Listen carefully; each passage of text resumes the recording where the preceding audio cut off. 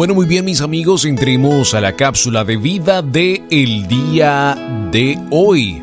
Vamos a estar hablando de un tema importante, de un tema que creo que va exactamente con lo que hemos estado viendo en los Estados Unidos en estos días.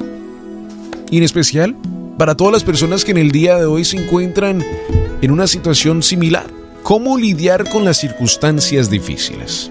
A lo mejor usted está escuchando este título y ya ha dicho, yo no estoy pasando por un momento difícil en este momento, y puede ser así. Pero en la vida podemos saber que Dios nos pasa por diferentes procesos, y hoy vamos a estar hablando acerca de eso.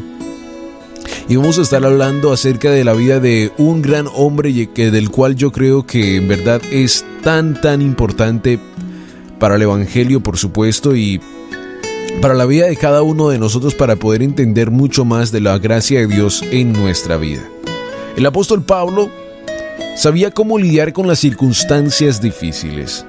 En el día de hoy vamos a estar hablando de él. Primero que todo vamos a ir a la palabra de Dios, a Filipenses capítulo 3, verso 8 al 11. Dice la palabra del Señor: y ciertamente aún estimo todas las cosas como pérdida, por la excelencia del conocimiento de Cristo Jesús, mi Señor, por amor del cual lo he perdido todo y lo tengo por basura para ganar a Cristo, y ser hallado en Él, no teniendo mi propia justicia, que es por la ley, sino la que es por la fe de Cristo, la justicia que es de Dios por la fe, a fin de conocerle y el poder de su resurrección y la participación de sus padecimientos, llegando a ser semejante a Él en su muerte, si en alguna manera llegase a la resurrección de entre los muertos. El apóstol Pablo nos enseña a cada uno de nosotros que las cosas alrededor no en verdad importan. Tenemos que llegar a un punto en nuestra vida, por supuesto, cuando entendemos esto. Para muchos pueden ser difícil al principio entender cómo así que las cosas alrededor no importan. Pero cuando más y más estamos entendiendo la gracia de Dios en nuestra vida, la gracia que a cada uno de nosotros nos da el perdón de poder tener a Cristo Jesús en nuestro corazón, sabiendo que estábamos con destino al infierno por nuestros pecados y que Dios mandó a su propio Hijo morir en la cruz por cada uno de nosotros, y la gracia de Dios nace para redención de cada uno de nosotros, pues podemos entender que eso es lo más importante para nuestra vida, por supuesto. El apóstol Pablo sabía cómo lidiar con las circunstancias difíciles. Aunque estaba preso, mantenía su mirada puesta en Cristo y confiaba firmemente en el Salvador. Pero eso, a pesar de estar en la cárcel, era capaz de celebrar la obra del Señor en su vida. En realidad, la epístola que escribió desde la cárcel a los filipenses rebosaba de júbilo y alabanza. En Filipenses capítulo 1, verso 18 dice la palabra del Señor: ¿qué pues? Que no obstante, de todas maneras, o por pretexto o por verdad, Cristo es anunciado, y en esto me gozo y me gozaré aún. Oye, el apóstol Pablo, como lo acabamos de decir, estaba feliz, estaba gozoso. ¿Por qué? Porque estaba predicando la palabra de Dios y sabía que dentro de la cárcel, fuera de la cárcel, donde quiera que estaba, podía predicar la palabra de Dios en todo tiempo, porque en todo lugar hay personas para donde predicar. Qué hermoso, ¿verdad? Eso nos enseña a nosotros una gran lección. 2 versículos más de Filipenses que nos hablan un poco más acerca de Pablo y de este proceso. En Filipenses capítulo 2, verso 18 nos dice: y asimismo gozaos y regocijaos también vosotros conmigo, no estén tristes, dice Pablo, sean felices, yo estoy bien, aquí estoy predicando la palabra de Dios y para eso es que he sido llamado, así que si fuera de cárcel o dentro de la cárcel estoy haciendo lo que Dios me ha llamado a hacer. Por lo demás, hermanos, gozaos en el Señor.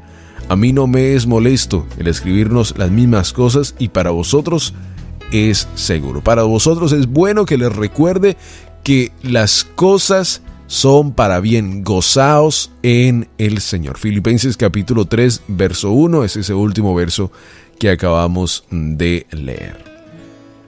Por supuesto, enfocarse en Cristo no es una reacción natural ni tampoco fácil. Nuestro instinto es pensar en la situación actual en la búsqueda de soluciones o afligirnos frente al dolor y la dificultad. Como resultado, los problemas lucen aterradores y nos abruman con una sensación de derrota. Sin embargo, el miedo y la derrota no pueden vivir por mucho tiempo en un corazón que confía en el Señor. No estoy diciendo que usted se olvidará de lo que está pasando, pero si se puede optar por pensar en la ayuda y el cuidado del Señor, Él le dará las fuerzas. Él le dará las fuerzas. Es mejor pasar por un proceso, amigo, difícil, un proceso por supuestamente que para otras personas no querían pasar, pero es mejor pasar por ese proceso de la mano de Dios, de la fuerza de Dios, del amor de Dios, de la misericordia de Dios, que pasar solo, que pasar sin ninguna esperanza. No sea cualquiera el problema, el problema que sea, es mejor pasar con Cristo Jesús de nuestro lado, entendiendo que mayor es el que está en nosotros que el que está en el mundo, y que por supuesto sus promesas no fallan, y que Dios es soberano, que Dios tiene diferentes atributos extraordinarios para nuestra vida, que a lo mejor a nosotros a veces se nos olvida y que tenemos que estar pensando en ellos y entendiéndolos en nuestra vida para poder entender lo magnífico que es Dios. En 2 Corintios capítulo 1 verso 10 la palabra nos recuerda que Él es nuestro liberador. 2 Corintios capítulo 1 verso 10 nos dice: el cual nos libró y nos libra, y en quien esperamos que aún nos librara de tan grande muerte. Él es nuestro librador. Él nos libra. Qué hermoso es eso. Éramos esclavos, ¿entiende usted eso? Éramos esclavos al pecado. Pero por medio de la cruz ahora somos libres. Por eso es tan extraordinario poder danzar, poder gritar, poder levantar las manos y decir: Señor, soy libre en ti, Señor. Gracias. Gracias porque tú me haces libre todos los días. Gracias por tu libertad en mi vida. La palabra de Dios también nos recuerda que Él es nuestro sanador. Jeremías capítulo 17, verso 14, la palabra de Dios nos dice: sáname, oh Jehová, y seré sano. Sálvame y seré salvo, porque tú eres mi alabanza. Oh, qué hermosa palabra en el día de hoy. ¿Por qué? Porque a veces cuando tenemos problemas en nuestra vida, podemos empezar a llorar, podemos empezar a gritar, podemos empezar a hablar acerca del problema. Y sabe que en una cierta forma esto es lo único que está haciendo, es alabando al problema, está hablando acerca del problema, está dando importancia al problema.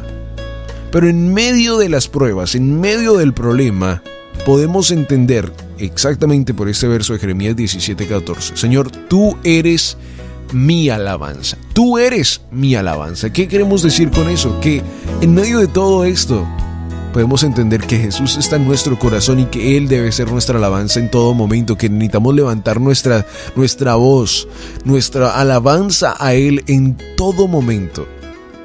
Usted puede estar pasando por el problema más difícil en su vida, pero cuando usted empieza a alabar a Dios, todo eso se desvanece y puede usted entender y entrar en la presencia de Dios. Ahí es donde entra esa canción de Dani Berríos, Alaba a Dios, ¿verdad? La palabra de Dios también nos recuerda que Él es nuestro guía. En Proverbios capítulo 3, verso 6, la palabra de Dios nos dice: reconócelo en todos tus caminos y Él enderezará tus veredas.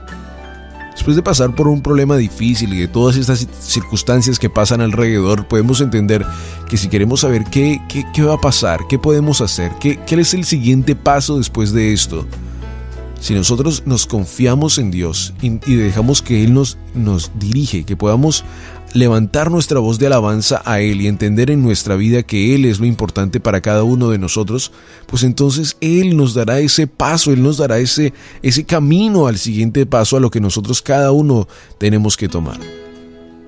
El creyente que se aferra a las promesas divinas descubre que Dios hace retrodecer las emociones negativas, porque el Espíritu Santo de Dios entra y nos da esas fuerzas que necesitamos. En vez de estas, la esperanza, la confianza y el contentamiento se alojan en la vida del creyente. Cuando nosotros confiamos, alabamos a Dios y dejamos que Él entre en nuestra vida y no permitimos que ese problema afecte nuestra vida.